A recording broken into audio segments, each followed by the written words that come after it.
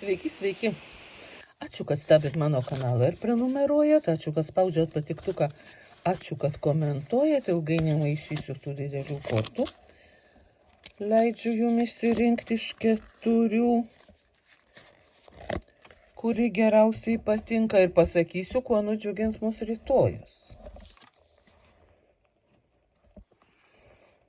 Tai turtingoji karalienė. Jūs rytoj ir vėl apsidairysit ir pamatysit, kaip jums visko pakanka ir visko užtenka.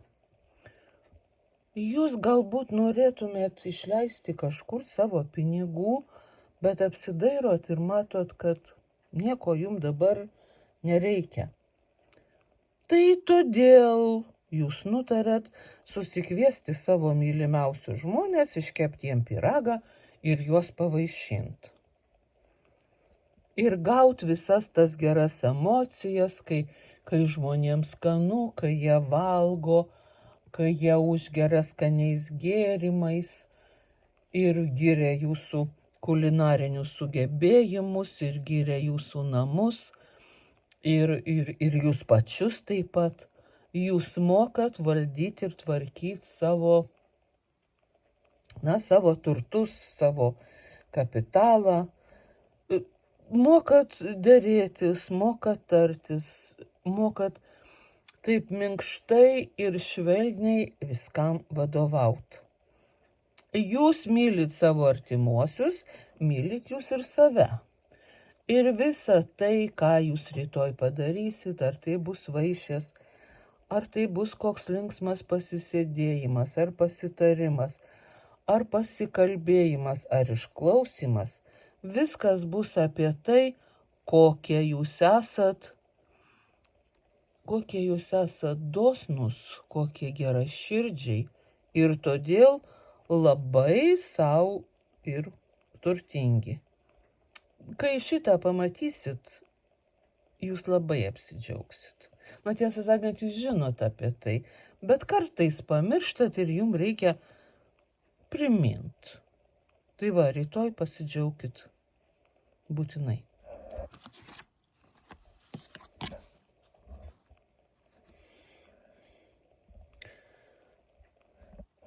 Kodėl jie du čia tie pentakliai, nors matosi tik vienas, bet ten kažkoks dvejetas kažko. Dvejetas pentaklių sako apie jūsų mokėjimą žongliruoti pinigais. Jūs čia gaunat, čia išleidžiat, čia vėl gaunat, vėl išleidžiat. Jūs gaunat lengvai, jūs išleidžiat lengvai.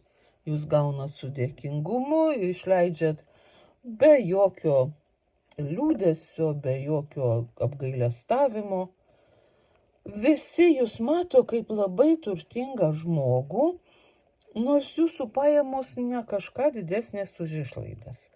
Jūs kažkaip taip mokat viską surikiuoti ir sudėstyti, kad tiesiog reikia pas jūs siųst mokinius mokytis, kaip elgtis su pinigais ir kaip reikia žaisti jais. Jūs mokat žaisti pinigais. Tai jums kaip stalo žaidimas.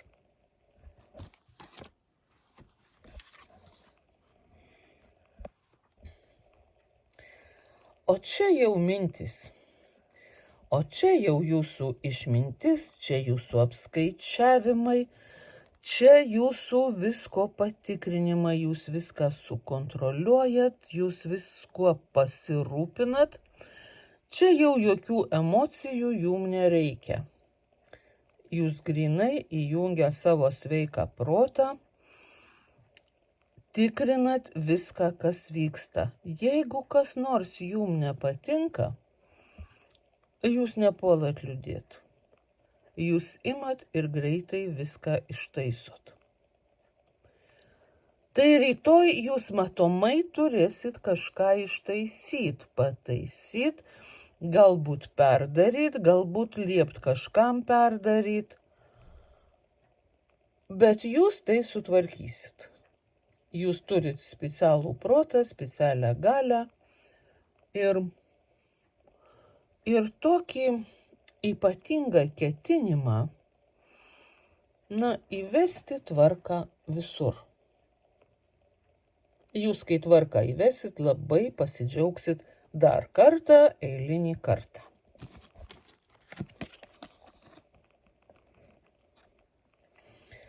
O šita korta sako, tokį keistą dalyką, kad jūs truputėlį nuobodžiaujat, kad jūs jau visko pavalgėt ir atsigėrėt. Ir dabar, tarytum jau daugiau ir nenorit. Jaučiatės šiek tiek pavargę, jaučiatės šiek tiek tokie persivalgę galbūt. Jum geriausia būtų pabadauti, aš galvoju, bet jeigu jūs galvojat kitaip, tai jūsų reikalas. Bet jūs vis tiek kažkaip tai atsiribosit nuo visų gėrybių ir šiek tiek pailsėsit. Gal pamedituosit, gal paskaitysit, bet jausit kažkokį persipildymą, kuriam reikia laiko, kad viskas susibalansuotų. Aš nežinau, ar aš čia jūs pradžiuginau, bet tai, kad jums užtenka visko ir jūs sočiai persivalgę, aš manau, yra gerai. O kaip su tuo išsiaiškinti ir susitvarkyti, tai jau ir nuspręsit patys.